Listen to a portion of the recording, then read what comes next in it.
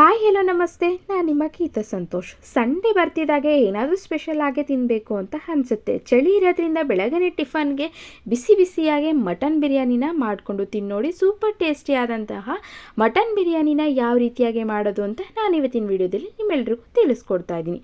ನಾನಿಲ್ಲಿ ಮೊದಲನೇದಾಗಿ ಒಂದು 3/4 kg ಆಗುವಷ್ಟು ಎಳೆ ಮಟನ್ನ ತೊಗೊಂಡಿದ್ದೀನಿ. ಸೂಪರ್ ಆಗಿದೆ ಅಂತಲೇ ಹೇಳ್ಬೋದು. ಮಟನ್ನು ನೀಟಾಗಿ ಎಲ್ಲನೂ ತೊಳೆದು ಸ್ವಲ್ಪ ಅರಿಶಿಣದ ಪುಡಿ ಹಾಕಿ ತೊಳೆದು ರೆಡಿ ಮಾಡಿ ಇಟ್ಕೊಂಡಿದ್ದೀನಿ. ನಾನಿವಾಗ ಒಂದು ಮಿಕ್ಸಿಂಗ್ ಬೌಲ್ನ ತೊಗೊಂಡು ಈ ಗ್ಲಾಸ್ನ ಅಳತೆಯಲ್ಲಿ 1.5 ಗ್ಲಾಸ್ನ ಆಗುವಷ್ಟು ಅಕ್ಕಿನ ತೊಗೊಂಡಿದ್ದೀನಿ.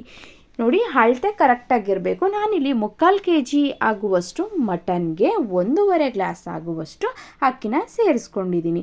ಮಟನ್ನು ಸ್ವಲ್ಪ ಜಾಸ್ತಿ ಇದ್ದರೆ ಬಿರಿಯಾನಿಗೆ ಟೇಸ್ಟು ತುಂಬಾ ಚೆನ್ನಾಗಿ ಬರುತ್ತೆ. ಅದಕ್ಕೋಸ್ಕರ ನಾನಿಲ್ಲಿ 1.5 ಗ್ಲಾಸ್ ಆಗುವಷ್ಟು ಅಕ್ಕಿನ ತೊಗೊಂಡು ನೀಟಾಗಿ ಫಸ್ಟು ಎಲ್ಲನೂ ತೊಳೆದು ನೆನೆಸಿ ಇಟ್ಟುಬಿಡೋಣ. ಮಟನ್ ಬಿರಿಯಾನಿಗೆ ಸ್ವಲ್ಪ ಮಟನ್ನು ಜಾಸ್ತಿ ಇದ್ರೇ ಅಲ್ವಾ ಚೆನ್ನಾಗಿರೋದು. ಅದಕ್ಕೋಸ್ಕರ ತೊಳೆದು ರೆಡಿ ಮಾಡಿ ಇಟ್ಕೊಳ್ಳೋಣ.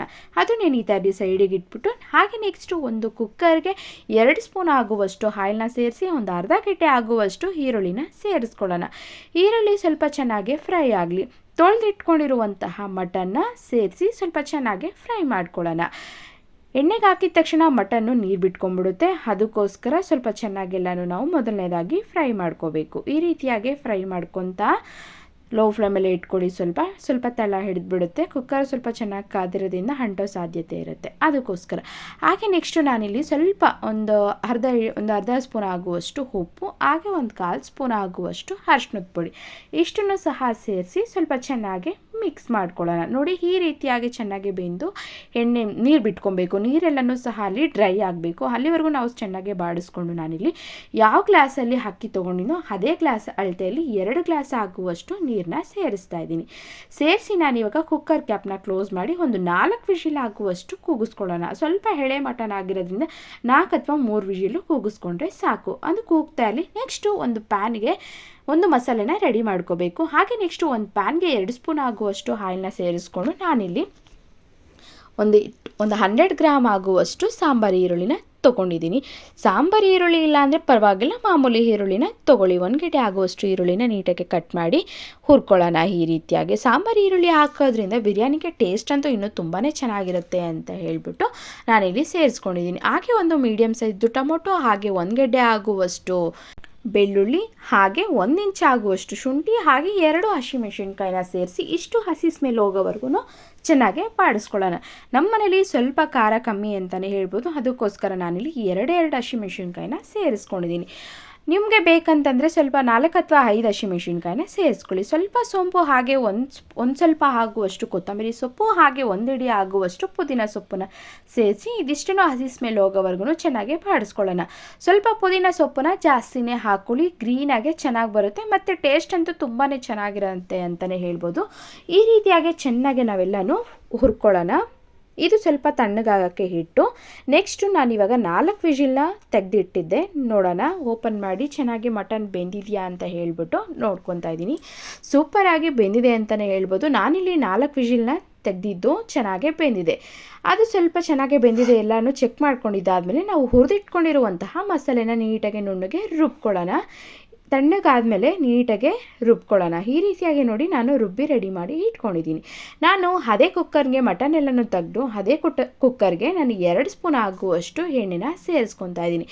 ಎಣ್ಣೆ ಚೆನ್ನಾಗಿ ಕಾದಿದ್ದಾದಮೇಲೆ ಸ್ವಲ್ಪ ಪಲಾವ್ ಐಟಮ್ಸನ್ನು ಸಹ ಹಾಕ್ಕೊಳ್ಳೋಣ. ಸೋಂಪು ಎಲೆ, ಹಾಗೆ ಈರುಳ್ಳಿ, ಲವಂಗ ಇಷ್ಟನ್ನು ಸಹ ಸೇರಿಸಿ ಸ್ವಲ್ಪ ಚೆನ್ನಾಗಿ ಫ್ರೈ ಮಾಡ್ಕೊಳ್ಳೋಣ. ಕೆಲವ್ರಿಗೆ ಮಸಾಲ ಸ್ಮೆಲ್ ಅಂದರೆ ಸ್ವಲ್ಪ ಇಷ್ಟ ಆಗಲ್ಲ. ಅದಕ್ಕೋಸ್ಕರ ನಾನು ಸ್ವಲ್ಪ ಐಟಮ್ಸ್ನ ಹಾಕ್ಕೊಂಡಿದ್ದೀನಿ. ಈರುಳ್ಳಿ, ಹಾಗೆ ಟೊಮೊಟೊನ 1 ಗಡ್ಡೆ ಆಗುವಷ್ಟು ಟೊಮೊಟೊನ ಸೇರಿಸಿ ಚೆನ್ನಾಗೆಲ್ಲನೂ ಫ್ರೈ ಮಾಡ್ಕೊಳ್ಳೋಣ. ನಾವು ನೆಕ್ಸ್ಟು ಆಗಲೇ ಬೇಯಿಸಿ ಇಟ್ಕೊಂಡಿರುವಂತಹ ಮಟನ್ನ ನೀಟಾಗೆ ಸೇರಿಸ್ಕೊಳ್ಳೋಣ. ನೀರು ಜೊತೆಗೆ ನಾವು ಏನು ಬೇಯಿಸಿ ಸಪ್ರೇಟ್ ಮಾಡಿ ಇಟ್ಕೊಂಡಿದ್ವಲ್ಲ ಅದಷ್ಟನ್ನು ಸಹ ಕುಕ್ಕರ್ಗೆ ಸೇರಿಸಿ ರುಬ್ಬಿಟ್ಕೊಂಡಿರುವಂತಹ ಮಸಾಲೆನೂ ಸೇರಿಸಿ ಚೆನ್ನಾಗೆಲ್ಲನೂ ಮಿಕ್ಸ್ ಮಾಡ್ಕೊಳ್ಳೋಣ. ಎಕ್ಸ್ಟ್ರಾ ನೀರೇನು ಹಾಕೋದು ಬೇಡ. ಸ್ವಲ್ಪ ಮಸಾಲೆ ಮತ್ತು ಮಟನ್ನು ಹೊಂದಾಣಿಕೆ ಆಗಬೇಕು. ಅಲ್ಲಿವರೆಗೂ ನಾವು ಚೆನ್ನಾಗಿ ಈ ರೀತಿಯಾಗಿ ಮಿಕ್ಸ್ ಮಾಡ್ಕೊಳ್ಳೋಣ. ನಾನಿಲ್ಲಿ ಒಂದು ಅರ್ಧ ಗ್ಲಾಸ್ ಆಗುವಷ್ಟು ಮೊಸರನ್ನು ಸಹ ಸೇರಿಸ್ತಾ ಇದ್ದೀನಿ. ಆಗಲೇ 2 ಗ್ಲಾಸ್ ಆಗುವಷ್ಟು ನೀರನ್ನ ಹಾಕಿ ಮಟನ್ನ ಬೇಯಿಸ್ಕೊಂಡಿದ್ದೀವಿ. ನೆಕ್ಸ್ಟು ನಾವು ಇವಾಗ ಮತ್ತೆ ಎರಡು ಗ್ಲಾಸ್ ಆಗುವಷ್ಟು ನೀರನ್ನ ಸೇರಿಸ್ತಾ ಇದ್ದೀವಿ. ಟೋಟಲ್ ಆಗಿ ನಾನಿಲ್ಲಿ 4 ಗ್ಲಾಸ್ ಆಗುವಷ್ಟು ನೀರನ್ನ ಆ್ಯಡ್ ಮಾಡ್ಕೊಂಡಿದ್ದೀನಿ.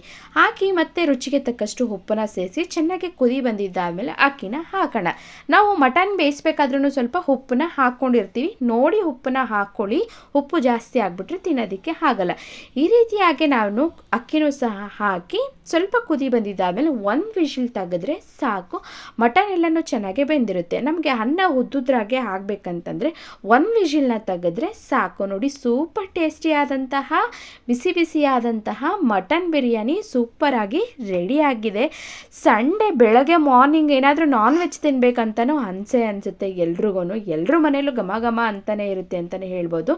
ಇವಾಗ ಸ್ವಲ್ಪ ಕೋಲ್ಡ್ ವೆದರ್ ಇರೋದ್ರಿಂದ ಬೆಳಗ್ಗೆನೇ ಬಿರಿಯಾನಿನ ಮಾಡಿಕೊಂಡು ಸೂಪರ್ ಟೇಸ್ಟಿಯಾಗಿ ತಿನ್ನೋಣ. ಇವತ್ತಿನ ಬಿಸಿ ಬಿಸಿಯಾದಂತಹ ಮಟನ್ ಬಿರಿಯಾನಿ ನಿಮ್ಮೆಲ್ರಿಗೂ ಇಷ್ಟ ಆಗಿದೆ ಅಂತ ತಿಳ್ಕೊತೀನಿ. ನೋಡಿ, ಮಟನ್ ಅಂತೂ ತುಂಬಾ ಚೆನ್ನಾಗಿ ಬಂದಿದೆ. ಮಟನ್ ಬಿರಿಯಾನಿ ಆದಮೇಲೆ ಸ್ವಲ್ಪ ಪೀಸಸ್ಸು ಜಾಸ್ತಿನೇ ಇರಬೇಕು, ಆವಾಗಲೇ ಅಲ್ವಾ ಮಟನ್ ಬಿರಿಯಾನಿ ಅಂತ ಅನ್ಸ್ಕೊಳ್ಳೋದು. ಜೊತೆಗೆ ಸೌತೆಕಾಯಿ ಸ್ವಲ್ಪ ಮೊಸರು ಬಜ್ಜಿನ ಮಾಡಿಕೊಂಡು ತಿಂತಾಯಿದ್ರೆ ಸೂಪರಾಗಿರುತ್ತೆ ಅಂತಲೇ ಹೇಳ್ಬೋದು. ಇವತ್ತಿನ ಮಟನ್ ಬಿರಿಯಾನಿ ನಿಮ್ಮೆಲ್ರಿಗೂ ಇಷ್ಟ ಆಗಿದೆ ಅಂತ ತಿಳ್ಕೊತೀನಿ. ಇನ್ನಷ್ಟು ವೀಡಿಯೋಗಳಿಗಾಗಿ ನನ್ನ ಚಾನಲ್ನ ನೋಡ್ತಾ ಇರಿ, ಹಾಗೆ ಸಬ್ಸ್ಕ್ರೈಬ್ ಮಾಡೋದನ್ನ ಮರಿಬೇಡಿ. Thank you.